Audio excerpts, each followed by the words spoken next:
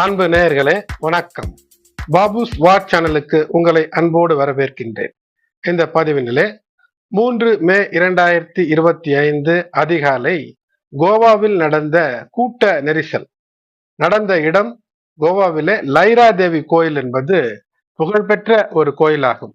சப்த கன்னியர்களிலே லைரா தேவி மிகவும் போற்றப்படக்கூடிய ஒரு கோயில் அமைப்பு இங்கு இருக்கிறது. இந்த கோவிலில அதிகாலையில் நடக்கக்கூடிய அந்த தீமிதி திருவிழா போன்ற அந்த விஷயம் மிக பிரசித்தி பெற்றது. இந்த நிகழ்ச்சிக்கு 50,000த்திற்கும் மேற்பட்ட பக்தர்கள் கூடுவதாக செய்திகள் இருக்கிறது. இதுவரை நடந்த பல வருடங்களாக நடந்து வரக்கூடிய இந்த லைரா தேவி ஜாத்ரா என்று அழைக்கப்படக்கூடிய இது ஷிர்காவ் கிராமத்தில் இருக்கிறது. மிக அம்சமாக தெய்வ பக்தியோடு ஸ்ரத்தையோடு மக்கள் கலந்து கொண்டக்கூடிய நிகழ்ச்சி.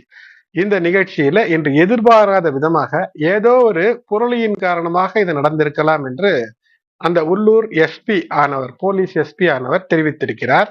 இருந்தாலும் விசாரணை செய்யப்படுகிறது.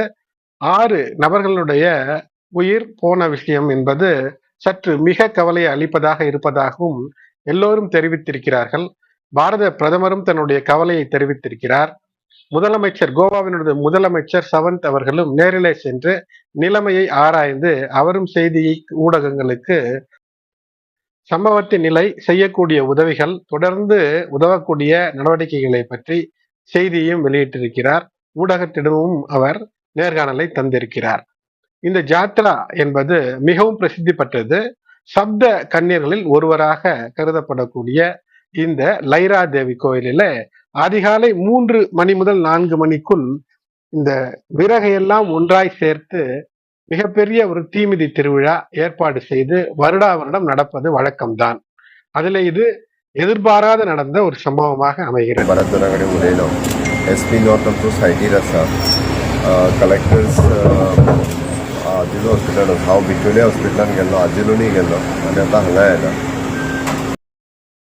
North Goa SP Akshat Kaushal IPS அவர்கள் சொன்ன கருத்தின்படி 50,000த்திற்கும் மேற்பட்ட பக்தர்களை வெளியேற்றுவதில் தான் சற்று கூடுதல் அக்கறை எடுத்துக்கொள்ள வேண்டியதாக இருந்தது என்று செய்தி வெளியிட்டிருக்கிறார். 6 பேர் இறந்ததாகவும் 50ற்கும் மேற்பட்டவர்கள் காயமுற்றிருப்பதாக செய்திகள் வெளிவருகிறது. லைரா தேவி ஜாத்ரா என்பது வருடா வருடம் நடக்கக்கூடிய ஒன்றுதான். இதுல ஏதோ ஒரு அசம்பாவிதம். அதனால் பொதுமக்கள் சாதாரணமாக கூட்ட நெரிசல் உள்ள இடங்களில எந்த விதமான வதந்திக்கும் இடம் கொடுக்காமல், ஏதோ ஒரு சம்பவம் என்றாலும் கூட தங்கள் நிலைகளிலேயே பொறுமையாக நின்று காவல்துறை உதவி நிச்சயம் வழங்குவார்கள். எல்லா திருவிழாக்களிலும் இந்தியாவை பொறுத்தவரை எந்த மாநிலமானாலும் நல்ல பாதுகாப்பு அம்சங்களோடு தான் திருவிழாக்கள் நடைபெறுகிறது. மக்களுடைய ஒத்துழைப்பு என்பது மிக அத்தியாவசியமான ஒன்று. அப்படி மக்கள் பொறுமை காக்கும் போது இது போன்ற விபத்துக்களை வருங்காலங்களிலே தவிர்க்க பல நடவடிக்கைகள் தொடர்ந்து அரசாங்கங்கள் எடுத்துக்கொண்டு தான் இருக்கிறது. இருந்தாலும் மக்களுடைய கவனம், அவர்களுடைய ஒத்துழைப்பு என்பது இது போன்ற உயிர் பலி, அசாதாரண சூழ்நிலை மற்றும் பிரச்சனைகள் ஏற்படாமல் இருப்பதற்கு வழி கொடுக்கும்.